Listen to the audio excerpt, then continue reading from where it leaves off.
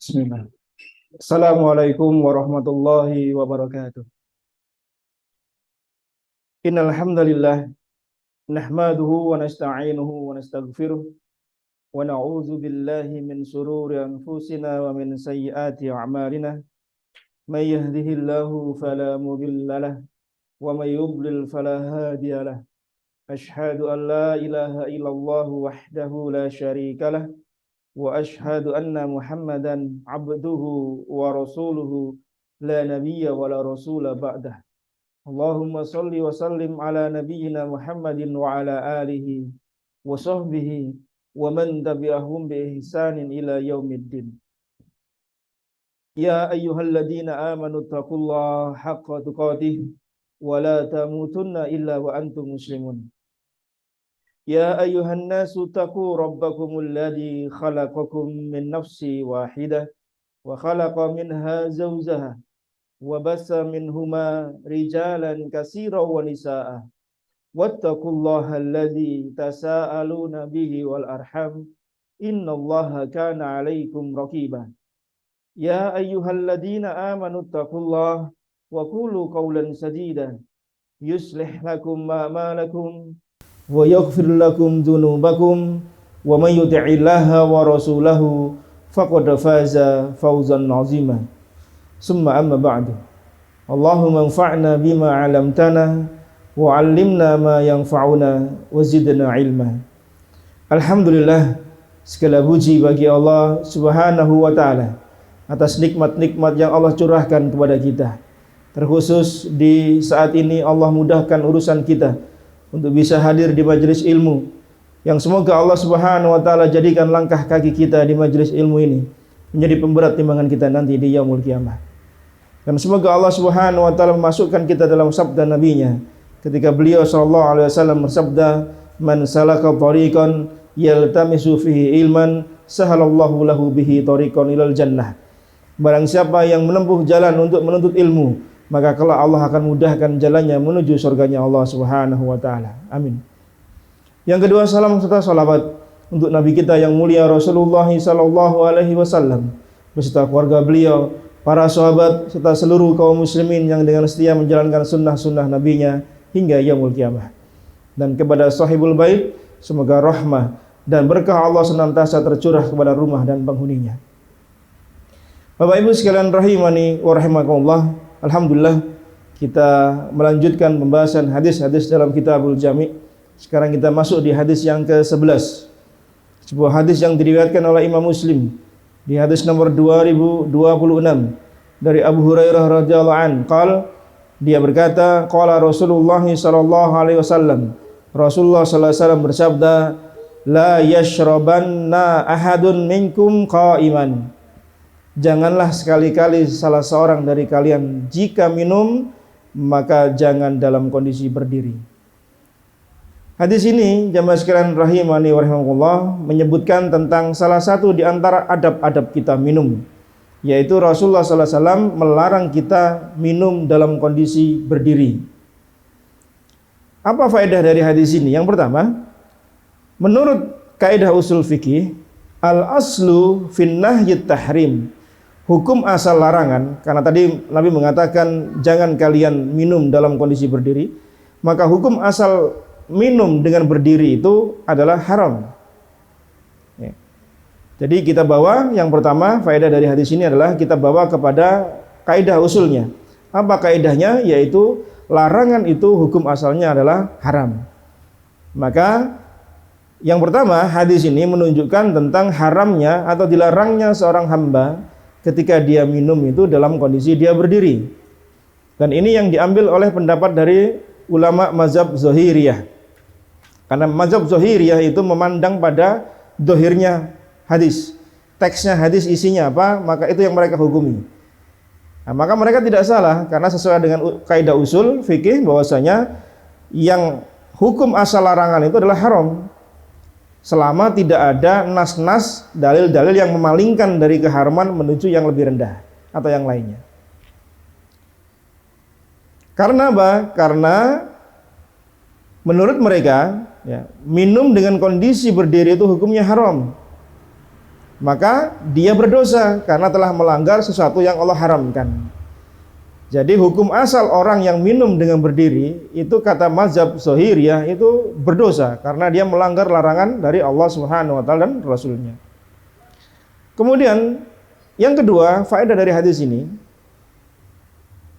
menurut jumhur ulama, mayoritas ulama selain mazhab Zahiriyah, maka mereka membawakan hadis jangan kalian minum dalam kondisi berdiri itu tidak pada maksud pengharaman, tetapi apa? Tidak utama.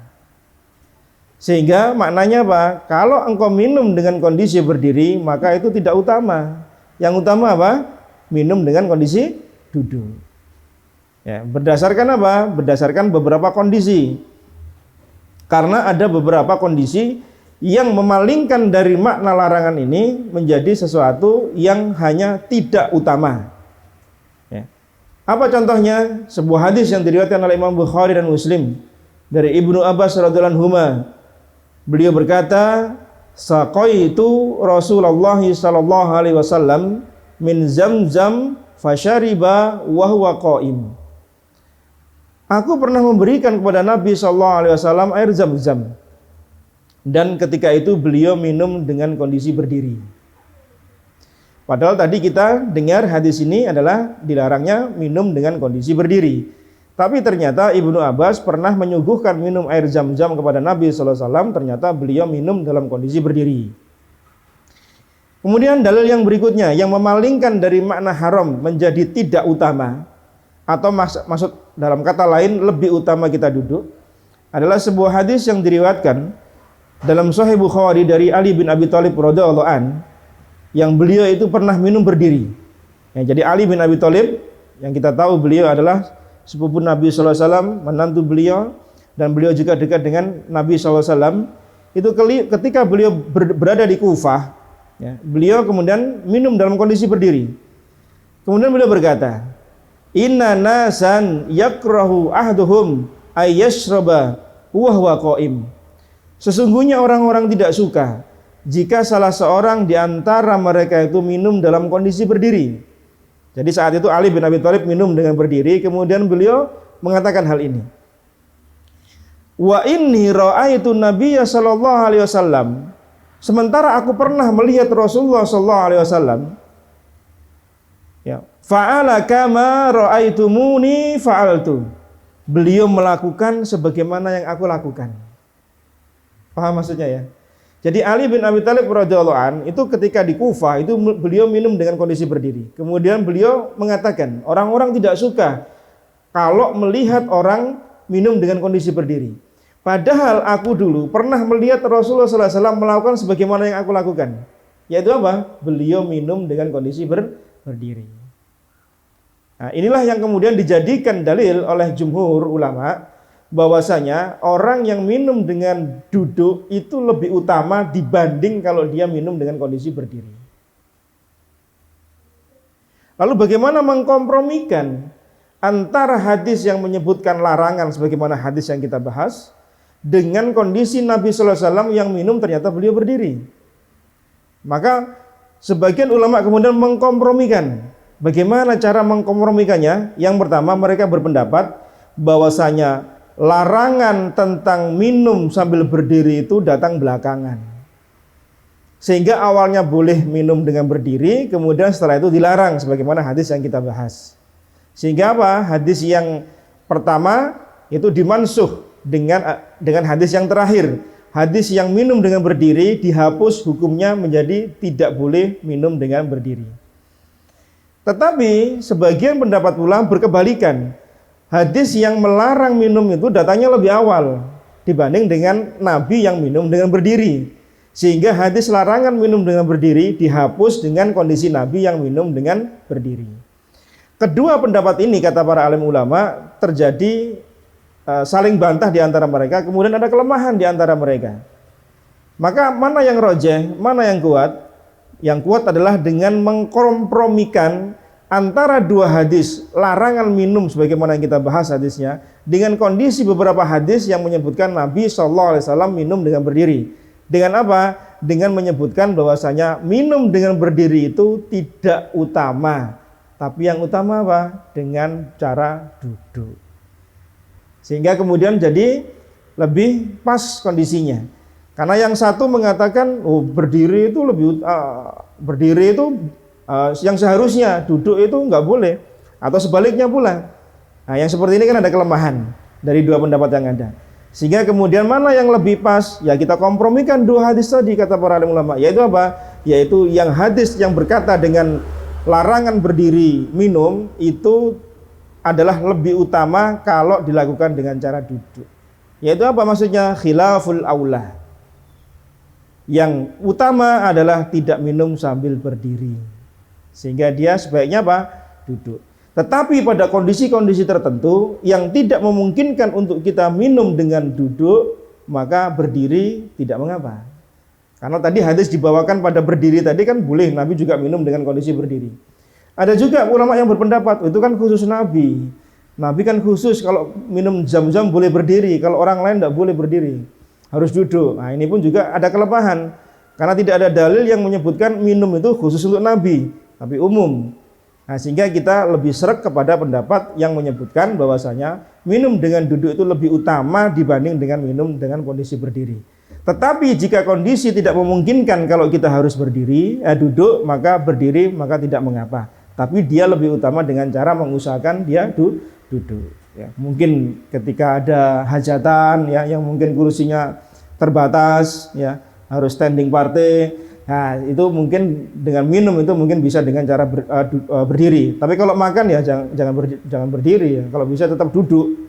Ya, tapi ini kondisi-kondisi tertentu yang memungkinkan seseorang itu ya, minum dengan cara duduk. Tapi kalau tidak memungkinkan ya berdiri, maka mudah-mudahan ini masuk pada khilaf ulama yang membahas bahwasanya berdiri itu tidak utama.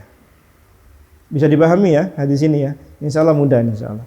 Nah, kemudian yang berikutnya, di sana ada beberapa adab sebagai tambahan faedah di luar dari yang apa kita bahas di hadis ini, yaitu tentang bagaimana Nabi SAW itu minum.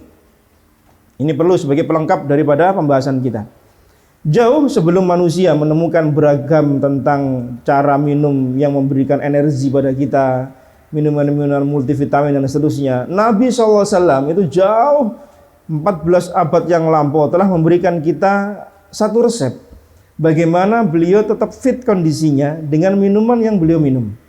Apa itu? Kata Aisyah radhiyallahu anha, beliau menuturkan dalam hadis yang diriwayatkan oleh Imam Ahmad, Imam Tirmizi dan yang lainnya dan disahihkan oleh para ulama. Aisyah mengatakan, "Kana ahabbus syarab ila Rasulillah sallallahu alaihi wasallam al-khulwa al-barid." Adalah Rasulullah sallallahu alaihi wasallam itu minuman yang paling beliau sukai apa? Yaitu minuman yang dingin lagi manis. Rasulullah sallallahu alaihi wasallam itu kesukaannya, kata Aisyah radhiyallahu anha, itu minumannya al-hulwa al-barid, manis dan dingin. Kata para alim ulama, ada mengandung dua kemungkinan. Apa yang dimaksud dengan minuman dingin Nabi sallallahu alaihi wasallam tersebut, manis dan dingin.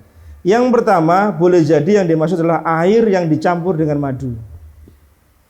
Nah, kita tahu bagaimana khasiatnya madu, maka ini pun juga bisa kita upayakan. Ya, minum dengan cara apa? Madu itu dicampur dengan air. Ya, tidak diminum sendirian tapi dicampur dengan air. Atau kemungkinan kedua, air itu ada isinya kismis atau kurma untuk kemudian dijadikan rendaman. Apa yang kita kenal dengan nama nabis. Ya, Nabi SAW biasa seperti itu. Beliau rendam kurma itu ya sampai esok harinya, kemudian beliau minum. Nah, rendaman air itu kata para alim ulama mengandung banyak faedah ternyata. Ya. Kata Imam Ibnul Qayyim Al-Jauzi rahimahullah, sifat dua, dingin dan manis yang ada pada minuman Nabi SAW, entah itu campuran kurma, entah campuran madu, maka di sana mengandung faedah apa? Membantu proses pencernaan ada dalam lambung kita. Enzim yang terkandung pada kurma atau madu ketika dicampur dengan air, ya, itu membantu proses penyerapan dan pencernaan saripati makanan. Itu yang pertama, kata Imam Ibnu Qayyim. Yang kedua, mencairkan dahak. Kalau yang punya batuk yang mungkin masih mengendap di dalam dadanya atau di kerongkongannya, itu dengan minum itu, kata Imam Ibnul Qayyim, itu bisa mengencerkan dahak sehingga mudah untuk dikeluarkan. Yang berikutnya kata beliau rahimahullah, mencuci dan membasmi bibit penyakit di lambung. Kemudian yang berikutnya menetralisir sisa-sisa makanan. Jadi nabis yang beliau minum itu, ya rendaman air entah kurma, kismis atau madu, itu kemungkinan yang kedua tadi itu bisa menetralisir sisa-sisa makanan serta menstabilkan kehangatan lambung. Sehingga kemudian tidak muncul yang namanya tukak lambung, asam lambung, dan seterusnya. Itu ternyata Rasulullah SAW sudah mempraktekkan bagaimana beliau ya menjaga kebugaran tubuhnya dengan minuman yang beliau minum. Ya, mungkin kita bisa mempraktekkan ini. Ya. Mungkin dahulu seringnya kalau pas puasa saja, karena kurma ketemunya kalau pas puasa. Di luar puasa kita nggak pernah ketemu kurma kayaknya. Ya. Ya, mungkin kita bisa upayakan seperti itu. Ini Nabi SAW ya melakukan seperti itu. Kemudian tambahan faedah dari adab minum, ya selain kita sudah mengetahui kita harus membaca Bismillah, kemudian minum dengan tangan kanan dan tidak dengan tangan kiri. Kemudian yang berikutnya adalah faedah dari hadis, yaitu adanya sunnah untuk tidak bernafas di dalam gelas ketika minum. Jadi kalau sedang minum itu tidak boleh kita minum ya itu langsung bernafas sambil bernafas, itu tidak diperbolehkan. Ya. Apa kata Nabi SAW dari Ibnu Abbas radhiyallahu anhu, naha ayyutanaffasa fil ina'i aw yunfakha fih. Adalah Rasulullah SAW itu melarang bernafas di dalam bejana, maksudnya dalam teko yang untuk minum itu, ataupun meniupnya. Jadi jangan air itu bercampur dengan nafas kita. Dan para ahli ya banyak memberikan komentar tentang bagaimana bercampurnya ya apa yang kita keluarkan dari karbon dioksida kita ini ketika bercampur dengan air kemudian kita minum, yang beri mudarat pada tubuh kita. Ya, dan ini Nabi SAW telah memberikan arahan pada kita. Bahkan beliau mengatakan dalam hadis Bukhari Muslim, kana yatanaffasu fil ina'i salasan. Adalah Rasulullah SAW itu kalau beliau minum itu 3 kali nafas. Jadi kalau sunnahnya minum itu ya jamaah sekalian, itu minum itu dengan minum lagi 3 kali. Jadi bernafasnya itu di luar gelas, bukan gelak. Itu kan kalau diteruskan 1 kali nafas, 1 kali tegukan, itu kan nafasnya kan kita bercampur dengan minuman tadi. Paham maksudnya ya? Nah, jadi kalau minum itu sunnahnya 3 kali nafas. 1, nggak seger Ustaz. Iya memang nggak seger sih memang. Tapi sesekali kita minum dengan cara seperti itu, maka insya Allah akan banyak faedahnya. Ya, sesekali banyak faedahnya insya Allah Ta'ala. Kemudian faedah berikutnya dari hadis yang kita bahas ini, yaitu adab tidak boleh minum langsung dari mulutnya teko. Jadi kalau ada minuman pada mulutnya untuk dituangkan, itu tidak boleh kita langsung minum dari tempatnya keluarnya air, itu tidak boleh. Harus dituang dulu. Sebagian ulama memasukkan pada bab itu dikiaskan kepada botol pula. Sehingga sebagian mereka itu tidak minum di botol tapi dituang di gelas. Ya. Tetapi jika botol itu adalah botol yang kita minum sendiri, maka tidak mengapa.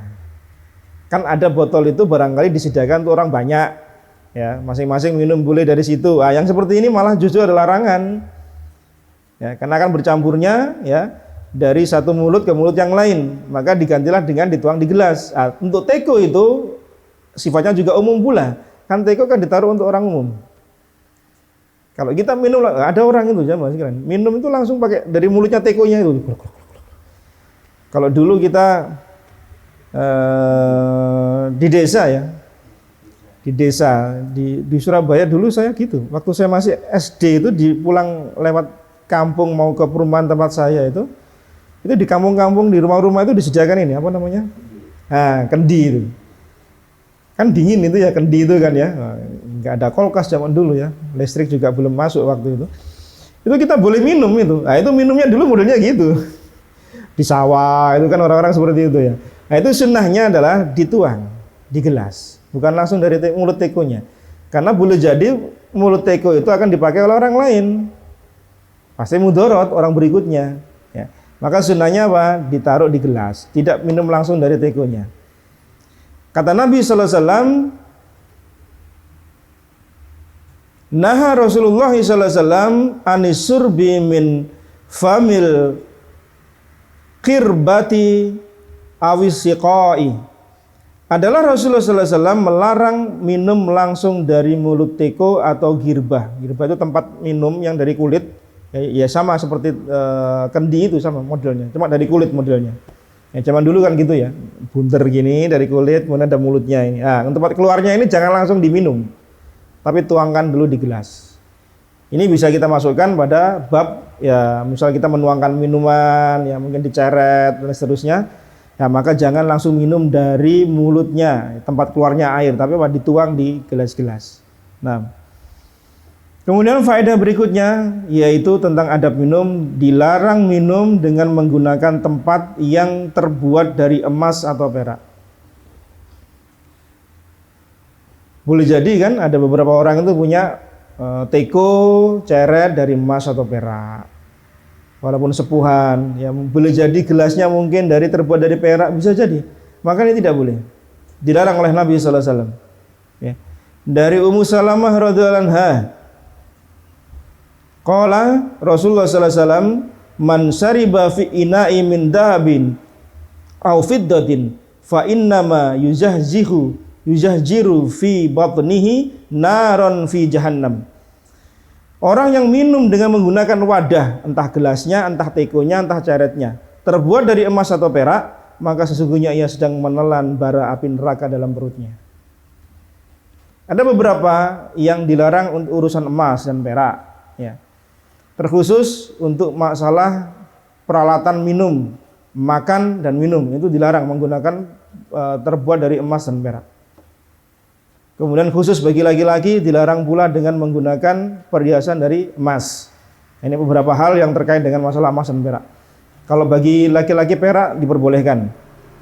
Tapi bagi ibu-ibu, kaum wanita diperbolehkan menggunakan emas. Ya, ini larangan yang terkait dengan masalah perhiasan emas dan perak. Kemudian faedah berikutnya yang terakhir, yaitu kalau kita punya tempat minum, entah gelas, entah ceret, entah apa saja yang isinya air, yang nanti buat kita minum, maka jangan dibiarkan terbuka, ditutup kalau malam hari, walaupun hanya dengan dibentangkan di atasnya sebuah lidi, sambil mengucapkan Bismillah. Apa kata Nabi sallallahu alaihi wasallam dalam riwayat Muslim dari Jabir bin Abdullah radhiyallahu an, qala Rasulullah sallallahu alaihi wasallam, ghattul ina wa auku as-siqa'a fa inna fis sanati lailatan yanzilu fiha waba'un la yamurru bi ina'i laisa alaihi ghita'un aw siqa'in laisa alaihi wika'an illa nazala fihi min dalikal waba'. Dari Jabir bin Abdullah radhiyallahu anhu pernah mendengar Nabi sallallahu alaihi wasallam, tutuplah bejana-bejana dan tempat-tempat wadah air kalian. Jadi kalau sudah nggak dipakai, itu ditutup jemaah sekalian. Karena dalam 1 tahun itu ada 1 malam, kata Nabi sallallahu alaihi wasallam, itu akan turun yang namanya wabah, yang akan masuk ke setiap bejana yang tidak ditutup. Tempat minum, tempat yang berisi air itu yang tidak ditutup, bukan kamar mandi, bukan. Ya, tempat untuk minum, ya. Dan tidaklah wadah yang tidak ditutup itu, melainkan di dalamnya akan ada bibit penyakitnya. Dan secara wakil, kenyataan di lapangan, kalau kita nggak menutup gelas kita, tempat minum kita, boleh jadi akan apa? Dimasuki binatang. Ya, entah cicak, entah malah dikotori, nanti tempat sarangnya nyamuk dan seterusnya. Nah, maka sunnahnya apa? Wadah bejana itu jangan dibiarkan terbuka, jemaah sekalian. Kalau kita mau tidur, ya tolong dicek semua gelas, ya tempat minum sudah tertutup apa tidak. Bahkan dalam riwayat yang lain, walaupun hanya engkau tutupkan dengan 1 batang lidi di atasnya dengan mengucapkan Bismillah, maka insya Allah akan aman yang ada di dalamnya. Mungkin kita nggak menemukan penutup gitu ya. Nah, disilangkan saja mungkin sesuatu, mungkin lidi, mungkin apa saja. Ini apa? Menjaga agar Anggota keluarga yang ada di rumah itu dalam kondisi sehat. Nih perhatikan jemaah sekalian, bagaimana Islam ini senantiasa perhatian tentang kesehatan umatnya. Untuk urusan minum, makan saja diatur. Apalagi yang lebih besar daripada itu, tentu lebih diatur lagi. Bagaimana ngatur negara, ngatur masyarakat, tentu lebih seperti itu. Untuk urusan minum saja yang kita setiap hari kita ulang-ulang minum seperti itu. Tapi Islam ternyata ya tidak membiarkan begitu saja umatnya berlalu dalam kondisi minum tanpa ada tuntunan dari Allah dan Rasulnya. Ini menunjukkan kesempurnaan agama kita. Karena tidaklah Islam ini diturunkan kecuali telah sempurna, memberi maslahat kepada umatnya dan maslahat kepada orang lain. Maka mari kita jadikan sunnah dalam kehidupan kita, ya, terkhusus dalam masalah minum, ya, dalam masalah makan dan seterusnya, yang insya Allah di bab-bab berikutnya akan dibahas tentang adab-adab seperti ini, yang mudah-mudahan akan menjadikan ya, keluarga kita menjadi senantiasa hidup di atas sunnah Nabi Sallallahu Alaihi Wasallam. Yang itu imbasnya apa? Ya tentu pada kesehatan kita, pada kenyamanan kita beribadah, ya, dan seterusnya dalam kekhusyuan kita dalam mengabdi pada Allah Subhanahu wa taala. Nah, ini beberapa faedah yang bisa kita ambil dari sedikit hadis yang kita bahas di hadis yang ke-11 ini terkait dengan masalah larangan minum dengan berdiri, dan kita tambahkan dengan beberapa faedah lainnya. Semoga bermanfaat. Nah, silakan jika ada yang ingin ditanyakan atau didiskusikan maka dipersilahkan. Mungkin dari ibu-ibu mau bertanya dengan lewat tulisan atau langsung, monggo dipersilakan.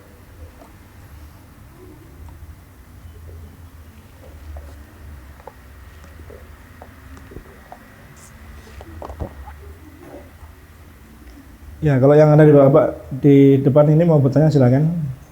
Ada yang online, Mas? Belum. Ya, kalau ada silakan.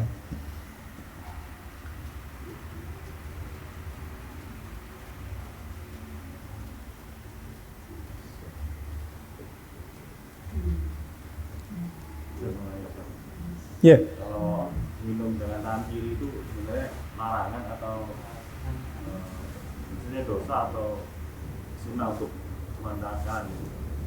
Ya. Minum dengan tangan kiri termasuk sebuah larangan dari Nabi sallallahu alaihi wasallam. Tadi kita sebutkan makan minum dengan tangan kanan atau makan minum dengan tangan kanan dan jangan menggunakan tangan kiri.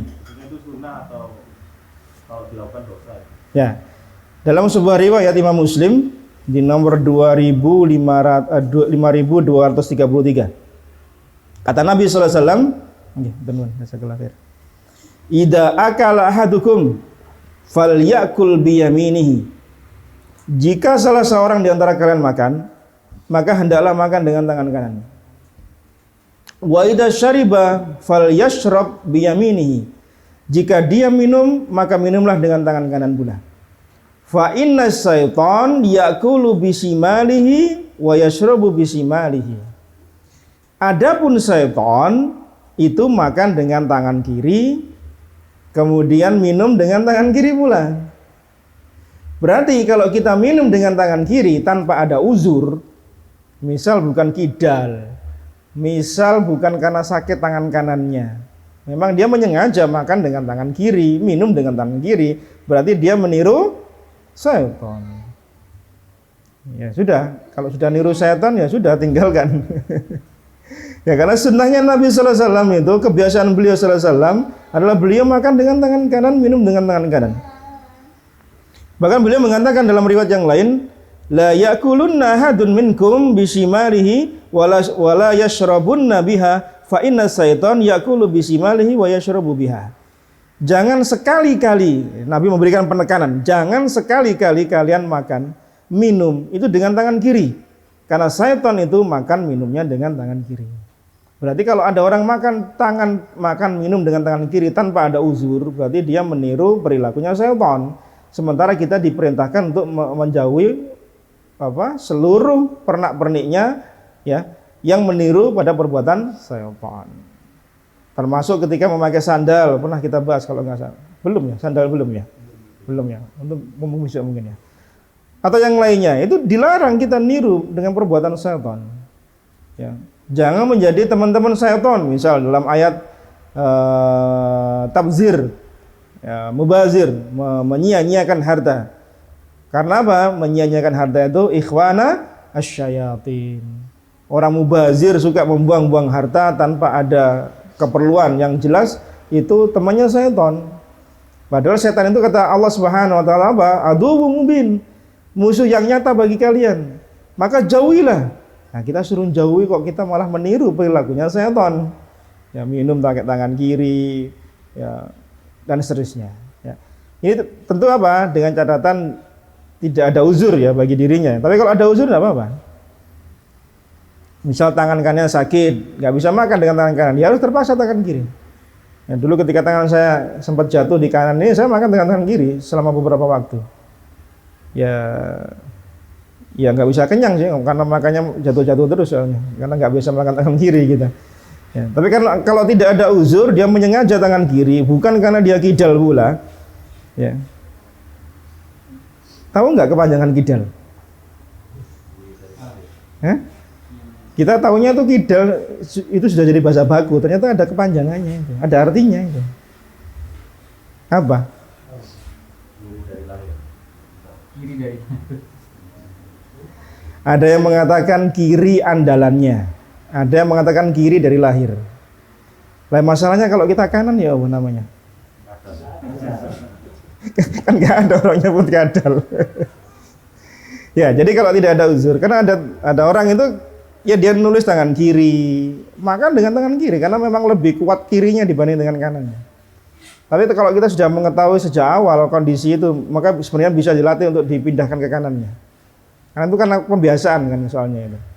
Otaknya kemudian bekerja untuk membuat kirinya lebih kuat daripada kanannya. Ya dilatih supaya otaknya kemudian mengalih kepada kanannya.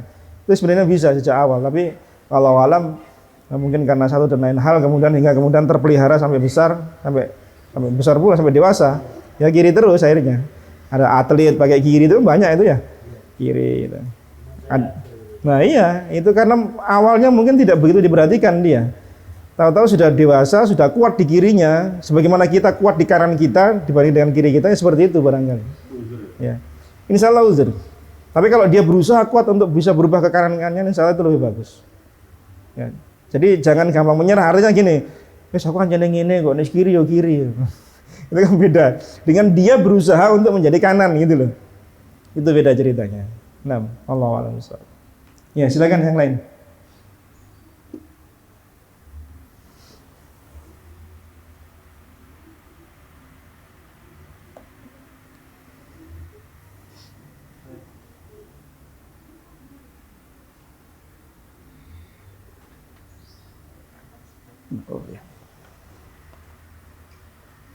Ya, ini pertanyaan di luar tema. Oh, nah apa? Assalamualaikum Waalaikumsalam warahmatullahi. Bagaimana cara istri menasihati suami akan pentingnya sholat berjamaah di masjid dan keutamaan datang lebih awal saat sholat Jumat di masjid? Masya Allah, ini istrinya perhatian sekali sama suaminya. Ya, mudah-mudahan diberi keberkahan keluarganya. Jadi seorang suami, ya barangkali kok suaminya ada di sini, ya saya nasihati sekalian. Ya pentingnya sholat berjamaah di masjid, banyak dalil yang disebutkan oleh Allah dan Rasulnya tentang keutamaan sholat berjamaah di masjid. Ya, maka ini perlu jadi perhatian kita agar seorang suami itu lebih perhatian dengan masalah ini. Jangan sampai kemudian dia bermudah-mudah tanpa ada uzur, seringnya sholat di rumah tanpa ada uzur. Ya. Banyak dalil jamaah sekalian. Intinya bahwasanya sholat berjamaah di masjid menurut pendapat yang kuat adalah dia fardu bagi laki-laki. Jadi sholatnya laki-laki itu di masjid berjamaah. Pun demikian termasuk sholat Jum'ah. Dia lebih utama, bukan hanya sholat Jumat saja ya, datang lebih awal itu. Sholat jamaah pun juga datang lebih awal maksudnya. Mungkin yang dimaksud ini sholat Jumat datangnya sering telat-telat ini. Kalau sudah khotib, sudah naik baru datang gitu ya. Santai-santai. Ini tidak layak pula. Maka bagaimana cara menasihatinya? Ya berikan nasihat dengan baik, dengan bahasa yang baik, dengan kondisi suami sedang nyaman untuk mendengarkan nasihat kita tentang keutamaan sholat berjamaah. ya sholat datang lebih awal dan seterusnya. Kalau perlu hadirkan nasihat-nasihat dari kajian-kajian yang berkaitan dengan ini. Mudah-mudahan sang suami diberikan hidayah oleh Allah Subhanahu wa taala untuk bisa mudah dalam menerima nasihat dari istri. Dan bagi suami hendaknya menerima nasihat dari istri karena itu kebaikan yang dia peroleh. Karena boleh jadi ada istri yang ketika melihat suaminya tidak taat, kurang banyak amal soleh, diem saja, banyak pula. Maka bersyukurlah suami seperti ini karena dia memiliki istri yang perhatian sama dirinya untuk hal-hal kebaikan. Ya, kalau istrinya diem saja berarti ini tidak baik. Nah, ini ada kebaikan, berarti istrinya memberikan motivasi pada suaminya untuk berbuat baik. Dan hendaknya suami tidak kemudian tersinggung, ya, karena dia diingatkan oleh istrinya untuk masalah ini. Ya, berterima kasihlah pada istri karena ada yang mengingatkan dirinya, ya. Demikian. Yang kedua, apakah diperbolehkan membaca Al-Quran ataupun zikir pagi petang dengan menggerakkan bibir saja tanpa suara? Ya, hukum asalnya zikir itu dengan keluar suara, tidak dibatin karena ini bukan ilmu kebatinan, ya, tapi disuarakan. Entah digerakkan bibirnya itu dengan suara keras atau suara pelan. Yang jelas zikirnya itu ada suaranya. Berapa suara kadarnya? Ya didengar diri sendiri, nggak usah didengar orang lain, ya. Misal membaca zikir pagi, Allahumma bika asbahna wa bika amsayna wa bika nahya wa bika namutu wa ilaihin nusur. Ya didengar sendiri saja. Menggerakkan bibir betul. Ya, karena membaca Al-Quran itu tidak dibatin, dia harus mengucapkannya. Nah, karena termasuk juga dalam kefasihan membaca Al-Quran, maka seyogyanya diucapkan. Karena boleh jadi ada ucapan huruf yang dia tidak, makhrajnya tidak pas, ya, lafalnya tidak pas, maka perlu diucapkan. Ya. Kalau diem saja tidak tepat. Termasuk ketika sholat juga. Ketika sholat itu tidak boleh diem aja, enggak boleh. Artinya tidak gerakkan bibir gitu. Diem. Tetap harus digerakkan bibirnya sambil suara itu diperdengarkan untuk siapa? Untuk dirinya saja. Di telinga saja. Karena ada orang itu kalau sedang sholat itu, jamaah ini ya, itu suaranya itu ya mungkin untuk dirinya, tapi terlalu kenceng sehingga 2, 3, 4, 5 orang di kanan kirinya kedengeran. Itu kan ganggu jamaah sih. Nggak khusyuk, orang di sebelahnya itu mikir itu, mau copo, ganggu. Dia baca untuk dirinya tapi terdengar oleh orang lain. Maka sebaiknya apa? Didengarkan diri sendiri. Ukurannya apa? Telinganya, bukan orang lain. Ya. Maka yang ini diperbolehkan ya dengan menggerakkan suara. Kalau tanpa suara ya sebaiknya disuarakan. Apa faedahnya disuarakan itu? Supaya hati ada keterkaitan dengan apa yang kita ucapkan. Yang kedua, tidak menimbulkan kebosanan. Karena kalau cuma diem saja tanpa disuarakan, maka akan membuat rasa kantuk, ya, rasa jemu. Karena apa? Ya kita tinggal diem saja soalnya. Maka dengan disuarakan itu akan banyak faedahnya. Demikian, Allah a'lam bishawab. Yang terkait jumatan tadi ya, saya mau bercerita. Kemarin kebetulan saya sudah siap mau sholat Jumatan. Terus dapat telepon dari adik kalau kecelakaan berjalan. Saya bingung itu, saya harus seperti apa karena kewajibannya memang sholat Jumat. Cuman dalam proses lain saya harus nemenin adik saya. Jadi kemarin saya ambil keputusan untuk bonceng istri ke rumah sakit di Sepanjang. Lalu saya sampai ke masjid itu mau iqomah langsung. Oh, ya, barakallahu fiik. Jadi untuk kondisi-kondisi tertentu maka insya Allah ada uzur. Termasuk pun ketika sholat jamaah kan sama. Sholat Jum'ah dengan sholat jamaah yang 5 waktu sama hukumnya. Itu kewajiban. Maka seandainya dia memiliki uzur yang ada waktu berbarengan dengan ditegakkannya sholat, sementara dia tidak bisa memilih, kan nggak usah dipilih kan itu. Kecuali harus dikerjakan. Kalau mengerjakan dua-duanya nggak mungkin pula, harus dia pilih salah satunya. Maka karena urgen, karena itu kondisinya darurat dan itu tidak terjadi setiap waktu, maka insya Allah ada uzur. Ya, walaupun dengan risiko kita terlambat datang, artinya ketika sudah iqomah. Tetapi niat awal kita kan sudah mau berangkat kan. Andai tidak ada kondisi seperti itu, pasti kita berangkat kan? Iya. Mudah-mudahan dicatat sama Allah Subhanahu wa taala sebagai amal yang sempurna karena kita sudah meniatkan sejak awal. Sama ketika kita mau sholat berjamaah. Sholat berjamaah, kemudian kita sudah menyiapkan diri, qadarullah, kemudian ada hal satu dan lain hal, kemudian membuat kita tertahan, hingga kemudian baru berangkat ke masjid, sudah selesai sholat. Jamaah sudah selesai. Ya, pertanyaannya apakah dia mendapatkan pahala sholat berjamaah? Maka jawabannya dapat. Jawabannya dapat. Karena apa? Niat tadi di awal tadi. Ini pentingnya kita mengatur niat, menata niat, mempersiapkan ibadah dengan sebaik-baiknya. Karena apa? Andai terjadi hal-hal di luar prediksi kita, maka niat awal kita ini akan menjadi penentu kita mendapatkan pahala sempurna. Kita mau begini, ternyata kondisinya kok berbeda. Tapi kita sudah punya niat di awal, maka ini akan membantu kita. Itu pentingnya faedah kita menata niat, memperbaiki niat, dan berniat yang benar. Coba andai kita nggak punya niat gitu ya, nggak punya niat Jumatan, datang lebih awal. Terus kemudian ditelepon sama saudara tadi kecelakaan. Wah, kesempatan tambah gak Jumatan bisa.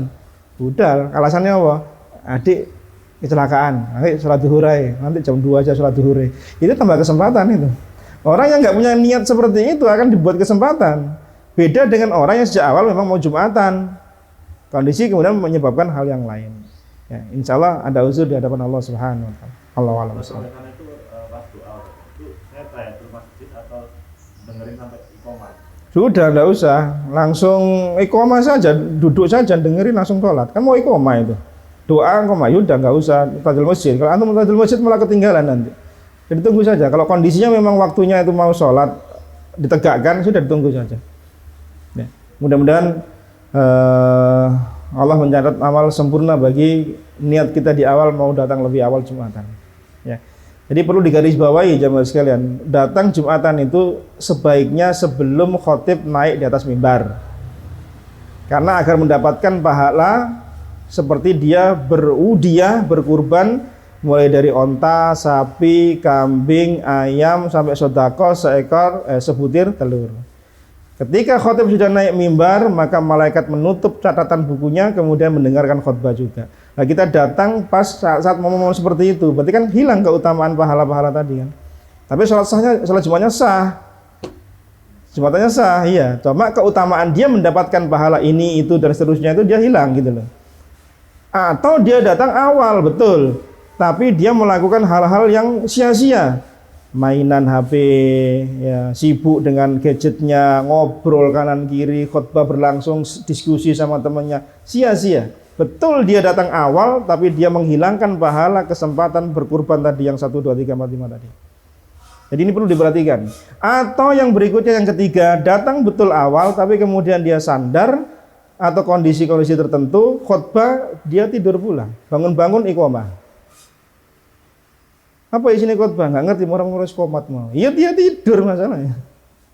Sehingga ada orang mengatakan kalau kamu pengen tidur, capek, Jumatan aja, nggak tidur. Kamu tidur susah, ya kamu situ Jumatan, nggak tidur. Plus ditambah khutbahnya panjang lagi. Ya, khotibnya bertele-tele kalau cerita. Ya, setengah jam lebih, nggak ada semangatnya sama sekali, udah tambah ngantuk kalau itu. Nah, ini tidak diperkenankan. Ya, jangan sampai kemudian kita jadikan sholat kita, ya, menunggunya sholat kita itu jadi tempat tidur kita. Ya. Allah alam shawab. Ya. Ya. Assalamualaikum warahmatullahi wabarakatuh. Sifatnya mungkin nasihat ya, menyangkut dengan kondisi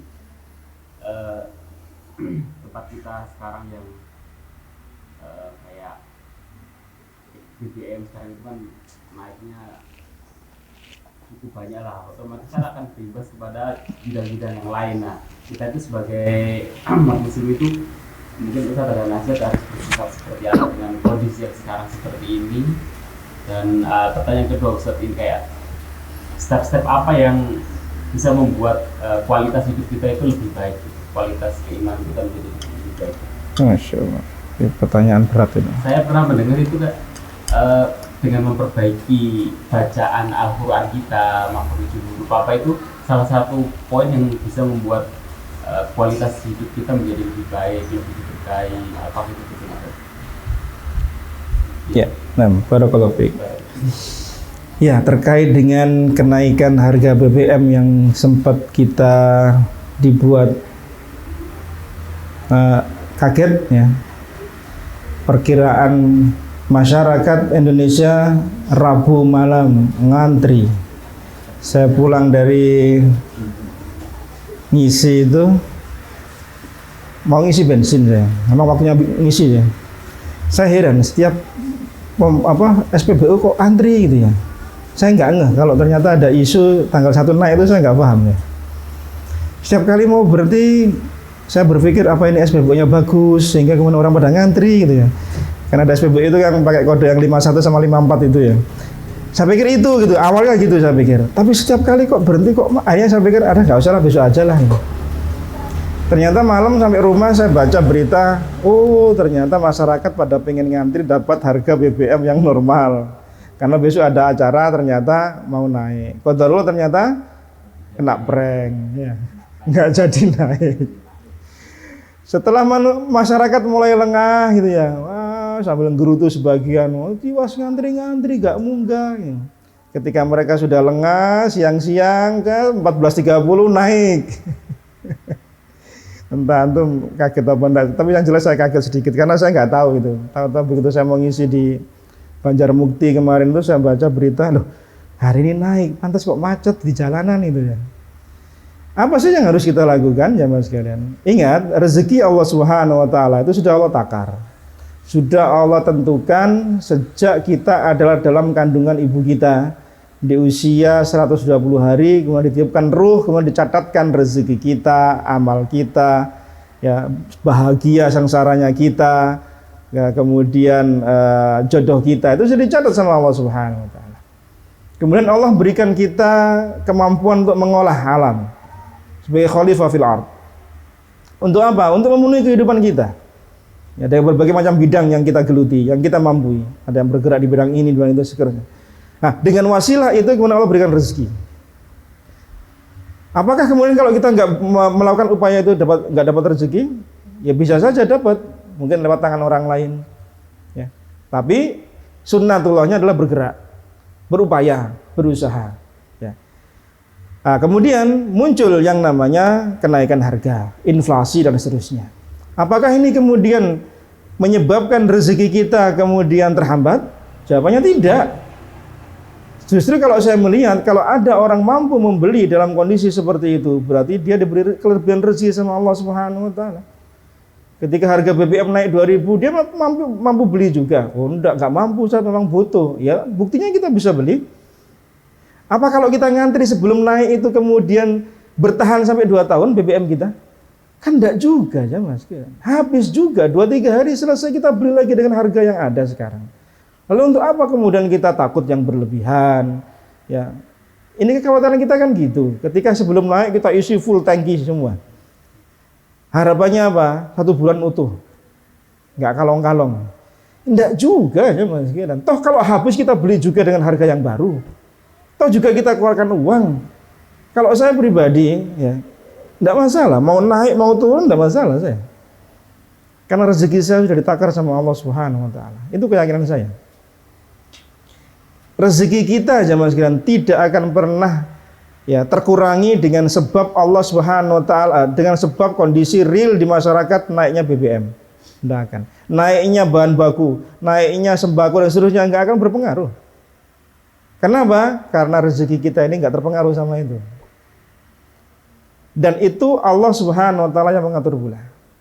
Ketika datang pada suatu hari pada Nabi sallallahu alaihi wasallam beberapa sahabat, "Ya Rasulullah, tolong Anda kendalikan harga. Tolong Anda tetapkan harga karena harga-harga di pasaran kota Madinah pada naik semua." Apa kata Nabi sallallahu alaihi wasallam? Yang ngatur harga itu Allah. Saya tidak akan mau merubah harga pasaran dan menetapkan harga pasaran. Nanti saya akan dituntut nanti di yaumul qiyamah. Misal menetapkan bahwasanya harga yang paling gampang, kulaannya misalnya 10.000 gitu ya. Kemudian pemerintah ulil amri Nabi sallallahu alaihi wasallam menetapkan enggak harganya 8.000. Apa enggak rugi itu pedagangnya? Rugi. Yang diuntungkan siapa? Mungkin pembeli. Tapi nanti suatu saat di hari kiamat Nabi nggak mau dituntut oleh para pedagang. Karena apa? Dirugikan 2.000. Maka urusan pasar ya diserahkan pada mekanisme pasar yang terjadi. Nah, rezeki Allah yang ngatur. Jadi tidak masalah aja Mas. Tidak usah terlalu kita takut, tidak usah kita kemudian bertambah kekhawatiran. Wah, ini naik, harga ini naik.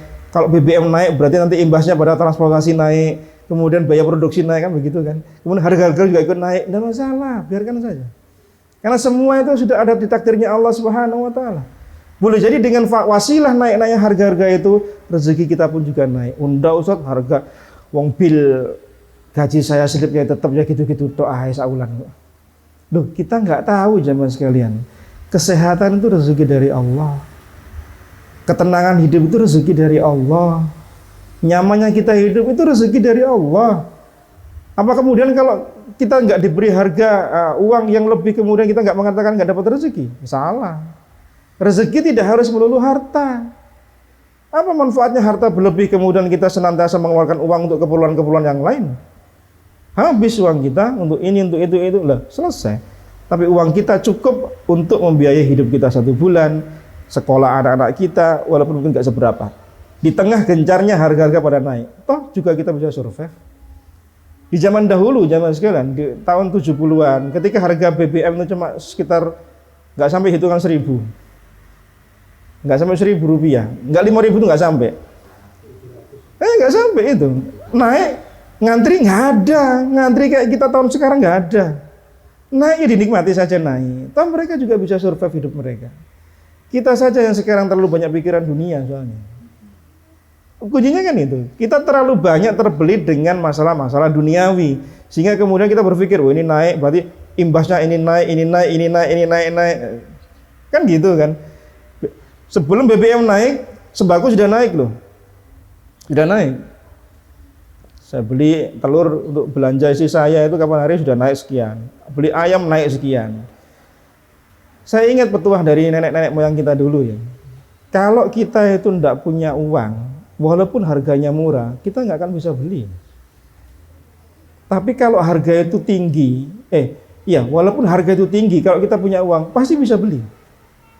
Hari ini kita nggak bisa beli sesuatu karena kita nggak punya uang. Harganya murah, ya nggak usah, sabar aja. Suatu saat kita akan bisa beli, walaupun harga itu ketika berapa tahun ke depan akan naik. Toh kita juga bisa beli. Maka kemudian para ulama memberikan istimbat, tidak bolehnya inflasi, kenaikan harga, dan seterusnya yang semisal dengan itu menjadi komponen dari namanya hutang piutang. Sehingga yang namanya inflasi itu nggak berpengaruh, sehingga tidak dimasukkan pada komponen tambahan hutang piutang. Kan orang begini, pinjem di tahun 90-an 1 juta, dikembalikan tahun sekarang. Sudah berapa inflasinya itu? Kemudian dia mengatakan, "Duh, 1 juta tahun 90, yo iso tak gawe iki tak gawe iku. Saiki 1 juta dengan harga sekarang, emas yang harganya nyentuh 1 juta, apa bisa dipakai? Nggak bisa." Maka kemudian orang menjadikan dalih inflasi untuk riba, dalih inflasi untuk tambahan hutang piutang. Itu tidak boleh. Karena apa? Tadi Allah sudah ngatur rezeki kita.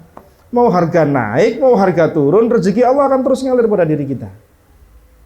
Pasti akan dipenuhi oleh Allah Subhanahu wa taala. Tugas kita apa? Hanya mengabdi pada Allah dengan sebaik-baiknya. Maka dalam pembahasan kaidah riba, itu inflasi itu nggak dimasukkan komponen. Loh kan rugi saya Ustaz, saya minjemi dia sekian puluh tahun yang lalu dengan 1 juta, dikembalikan nilai yang sama 1 juta, rugi saya? Enggak rugi, dapat pahala.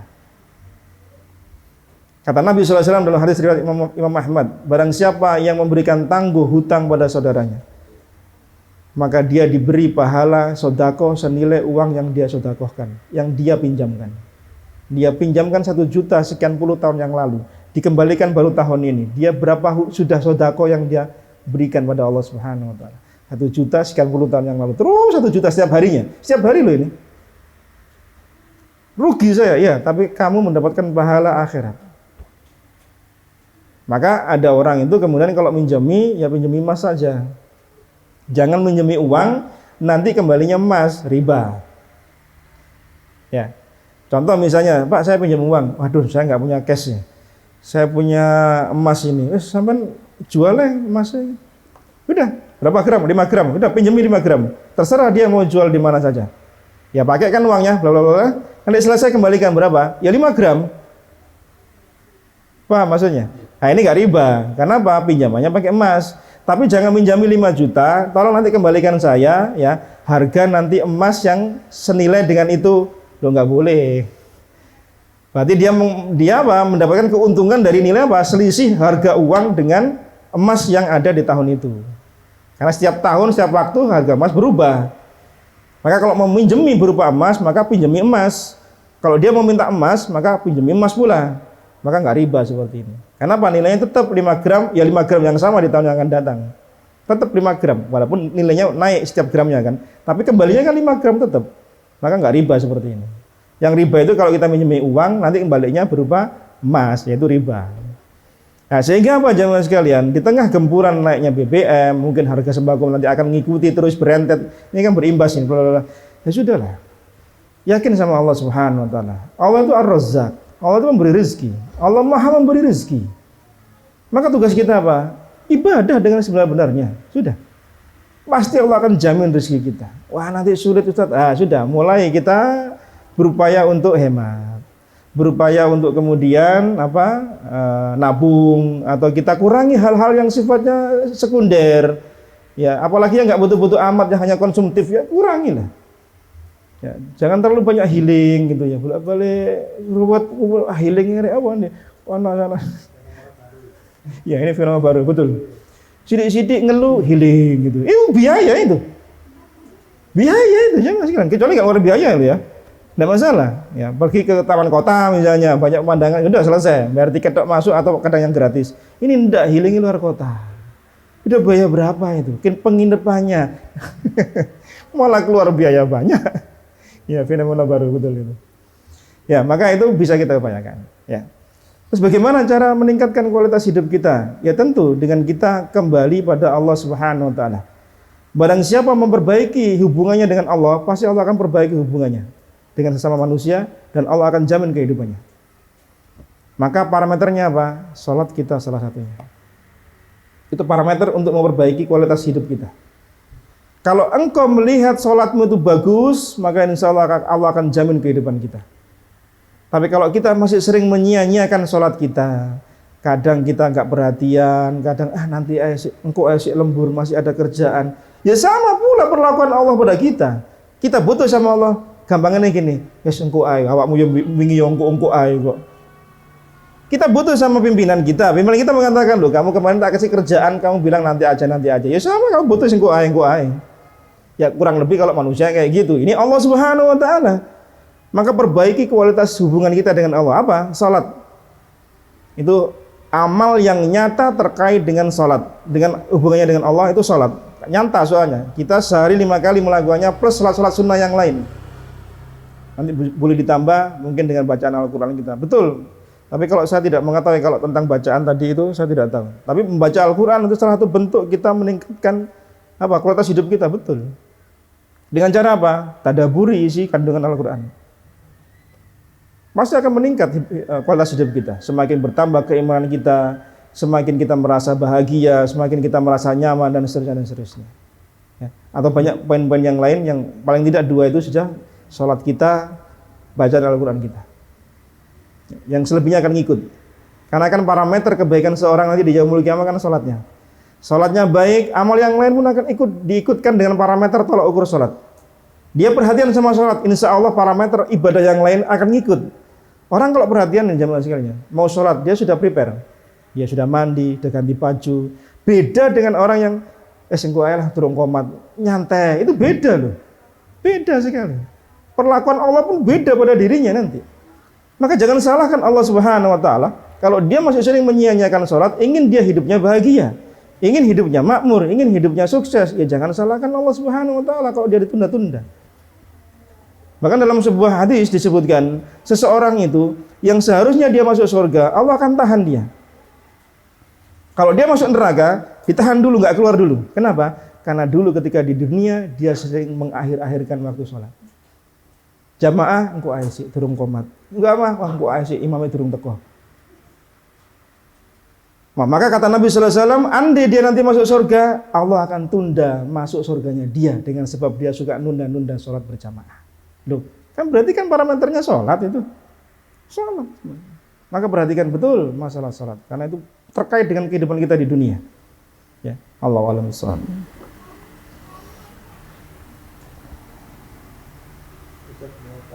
Nggih. Hah? Membaca artinya atau membaca lafalnya, begitu.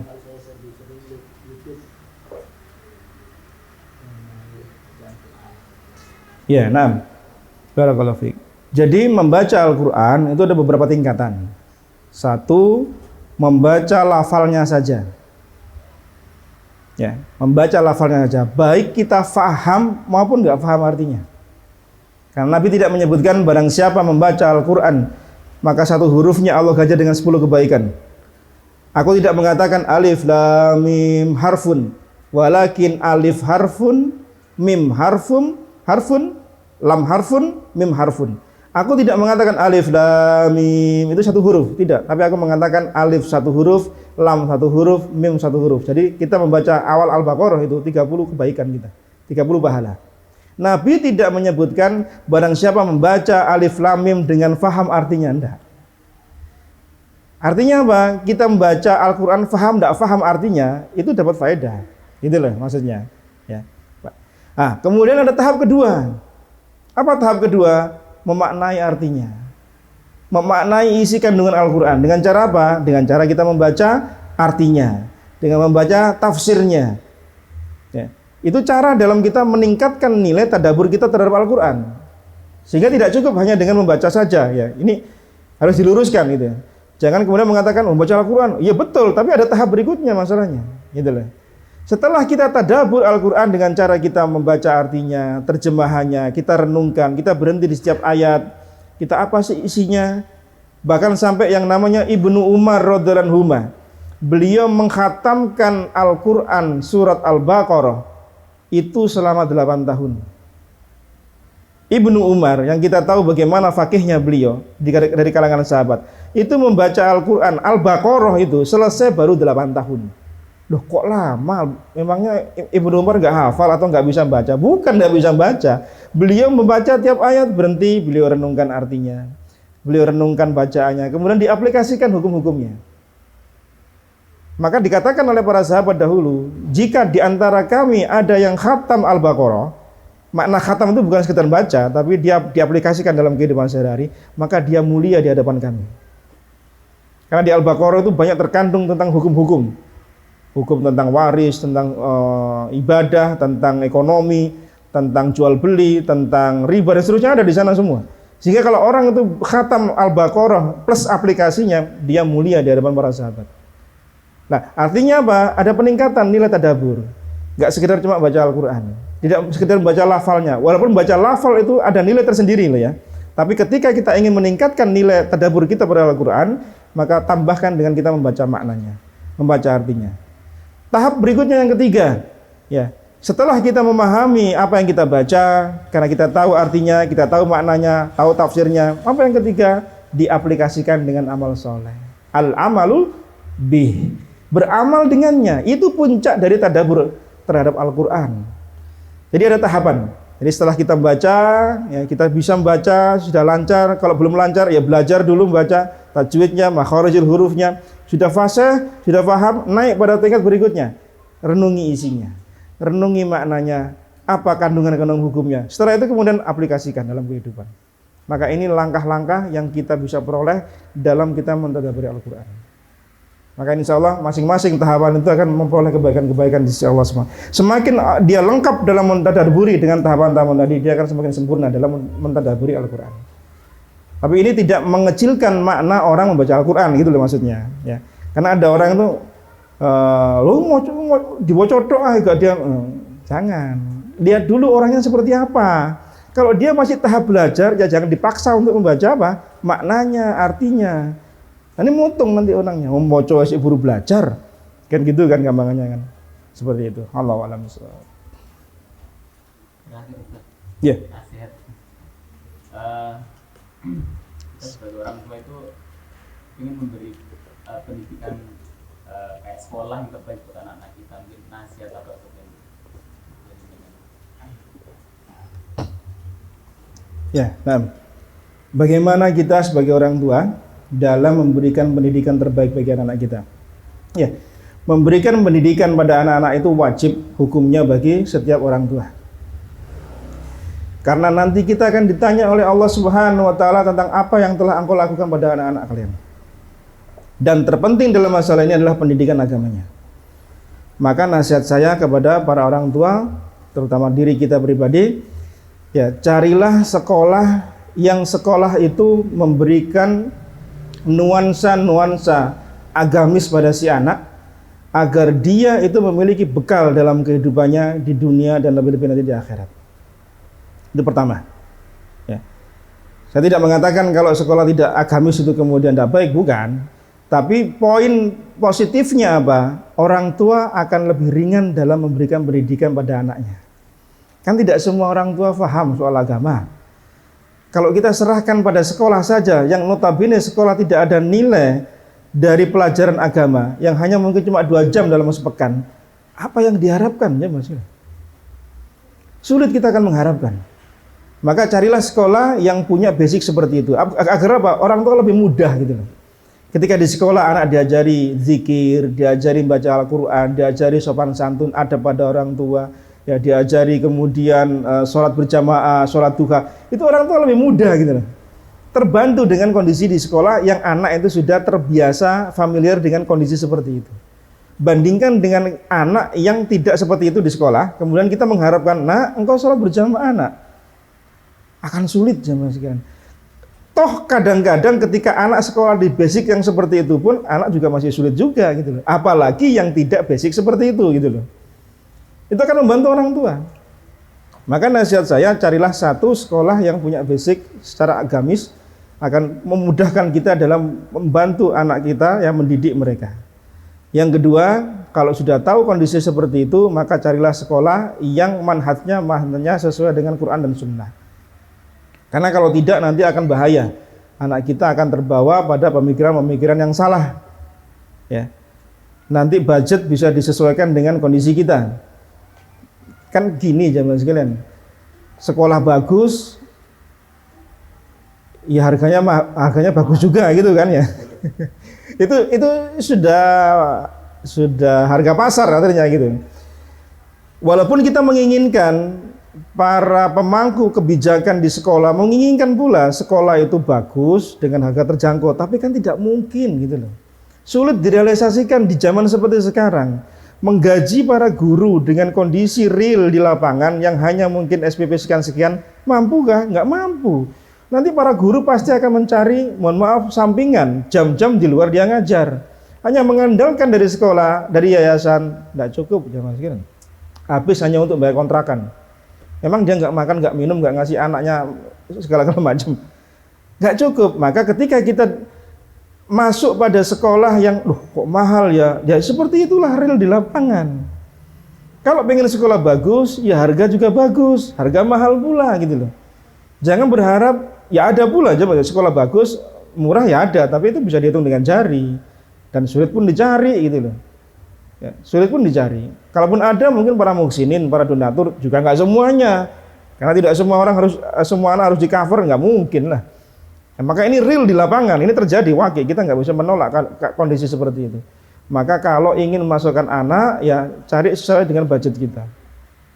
Saya itu pernah lihat ada orang tua itu sampai berjuang, benar-benar berjuang. Misalnya anaknya kan ditaruh di pondok. Orang tua itu berjuang, benar-benar berjuang sampai biarnya sampai masya Allah gitu. Apakah orang tua itu levelnya sampai seperti itu? Maksudnya apa kita perlu berusaha sampai seperti itu sih? Kalau memang dibutuhkan harus, ya harus. Kalau saya katakan harus, ya harus. Tapi mungkin agak sedikit memaksakan. Apa itu termasuk memaksakan? Bukan memaksakan diri. Dia memiliki asa, dia memiliki harapan.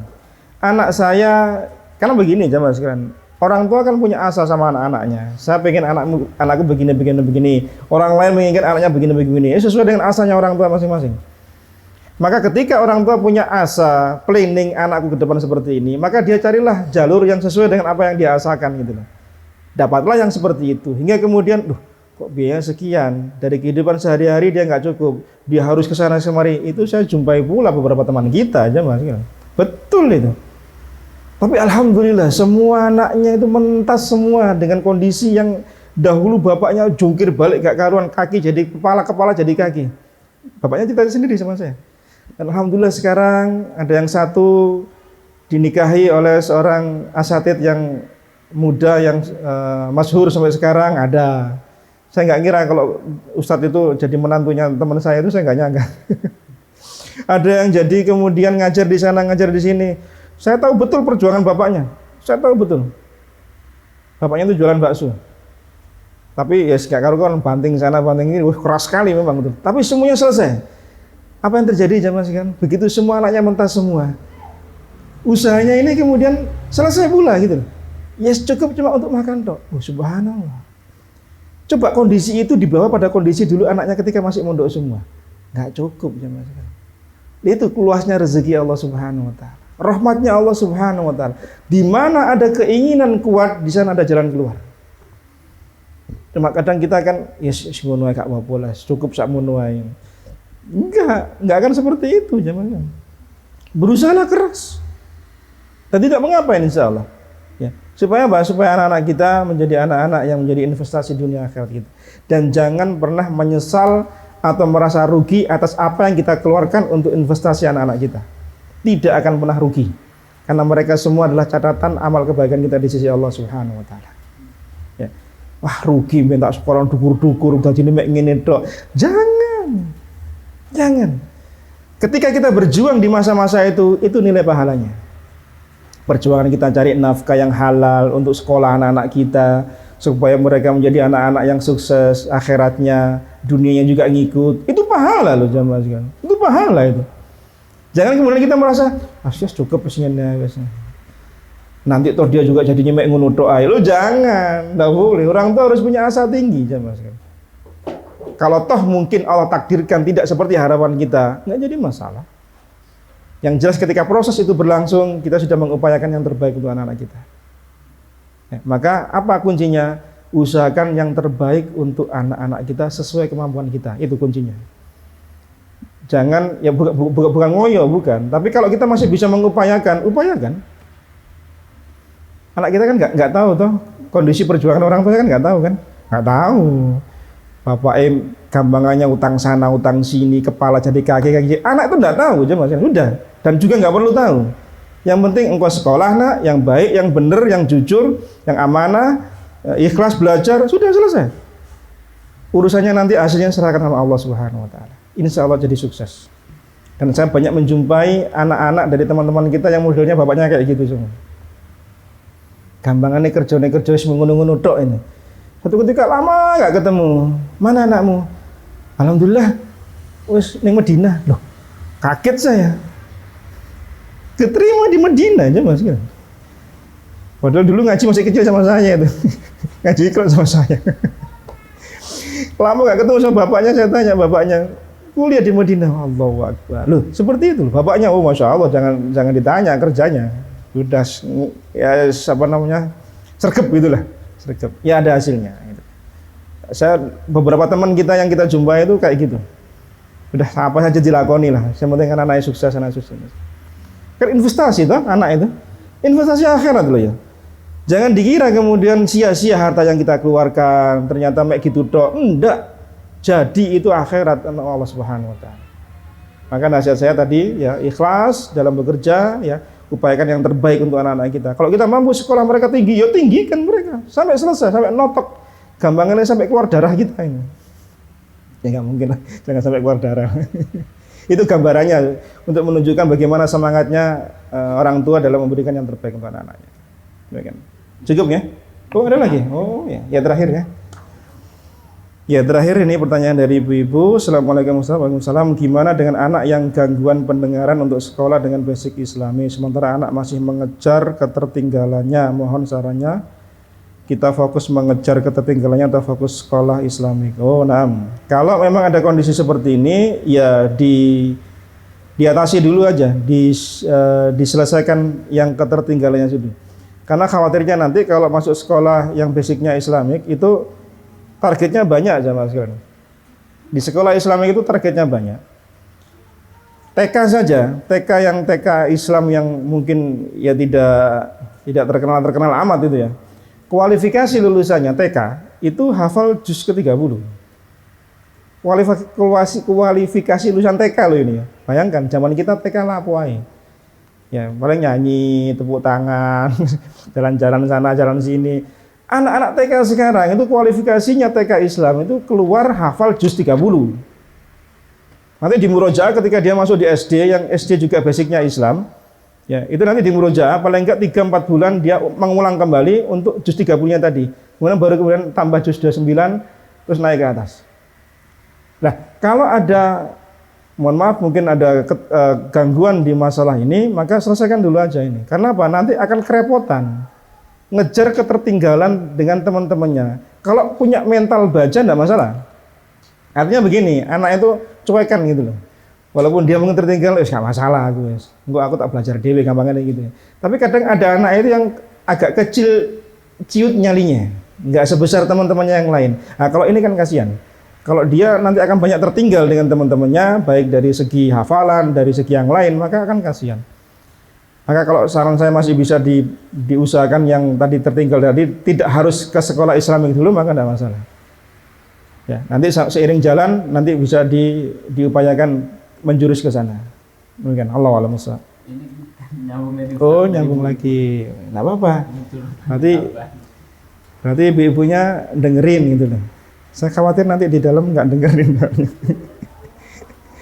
Nanti sibuk sendiri bikin acara. Assalamualaikum warahmatullahi wabarakatuh. Ustaz, sekolah pondok saat ini memang butuh biaya besar, betul. Bagaimana jika ada perbedaan pendapat antara ibu dan ayah soal biaya sekolah, di mana lebih kepada rasa takut tidak bisa membiayai? Nah, ini manusiawi ya, beda pendapat tentang kekhawatiran tidak bisa membiayai sekolah. Kalau memang dirasa sekolah itu kita masih mampu mengupayakannya, maka pilihlah sekolah yang mungkin tidak terlalu besar biayanya. Ada beberapa sekolah itu yang mungkin masih bisa terjangkau. Paling enggak kan ada 3 grade ya sekolah itu. Yang grade A, B, C itu ada. Kalau masih tinggi kita kalkulasi dengan kebutuhan kita sehari-hari, pengeluaran ini dan itu kan biaya yang kita keluarkan enggak hanya untuk sekolah anak kita kan. Biaya yang lain-lain pula kan banyak. Nah, maka itu kalkulasikan. Kalau kira-kira mampu maka lanjutkan. Kalau kira-kira tidak mampu cari sekolah yang di bawahnya itu. Walaupun mungkin kita akan menghadapi mungkin kualitas tidak sebagus yang kita harapkan. Kita harus menerima seperti itu. Karena memang apa ya sesuai dengan kondisinya gitu loh. Ya. Sambil kita mohon pada Allah Subhanahu wa taala kuasaan rezeki dari Allah Subhanahu wa taala. Maka sebenarnya tidak usah merasa takut ya dengan biaya yang mungkin dikeluarkan akan tidak kita jangkau. Insya Allah akan diberi keluasan rezeki oleh Allah Subhanahu wa taala. Kita harus yakin itu. Kalau ada rasa takwa pada diri seorang hamba, kemudian dia upayakan ikhtiar lahiriah duniawi yang sifatnya membantu ketakwaan dia dalam urusan itu, maka insya Allah akan Allah mudahkan. Tapi kalau hanya sekedar berbekal bondo nekat, bonek, pokoknya sekolah urusan buri, wah ini jangan. Saya nggak menyarankan ini. Nanti apa? Yang keteteran nanti pihak sekolah. Kasihan anaknya. Ya mohon maaf, mungkin nanti ada tunggakan sana sini, kan jadi malu anak-anaknya nanti. Ini tidak kita sarankan ya. Kalau tidak ada perhitungan, tidak ada perhitungan yang cermat soal ini, maka tidak disarankan. Maka sebaiknya dihitung dahulu. Kalau kira-kira masuk di sekolah A cukup, ya silakan masuk sana. Oh enggak cukup, saya sekolahnya nanti sekolah B lah, masih bisa terjangkau. Silakan pindahkan ke sana. Ya, atau disekolahkan di sana. Yang mudah-mudahan itu membantu kita dalam mengupayakan yang terbaik untuk putra-putri kita. Ya, karena mereka ini aset berharga kita, dunia dan lebih-lebih akhirat kita. Maka jadikan mereka anak-anak yang baik dalam menerima pendidikan. Ya, semoga ini menjadi ladang pahala bagi kita semuanya. Cukup nggih? Mudah-mudahan bermanfaat. Sedikit tambahan dari apa yang kita sharing di pagi hari ini, mudah-mudahan menambah rasa takwa kita pada Allah Subhanahu wa taala, tawakal kita pada Allah Subhanahu wa taala, dan optimis ya atas rezeki dan keluasan rahmat dari Allah Subhanahu wa taala. Mohon maaf jika ada yang kurang. Barakallahu fikum, jazakumullahu khair atas perhatiannya. Kita tutup dengan doa kafaratul majlis. Subhanakallahumma bihamdika asyhadu an la ilaha illa anta astaghfiruka wa atubu ilaik. Wa sallallahu ala nabiyyina Muhammadin walhamdulillahirabbil alamin. Assalamualaikum warahmatullahi wabarakatuh.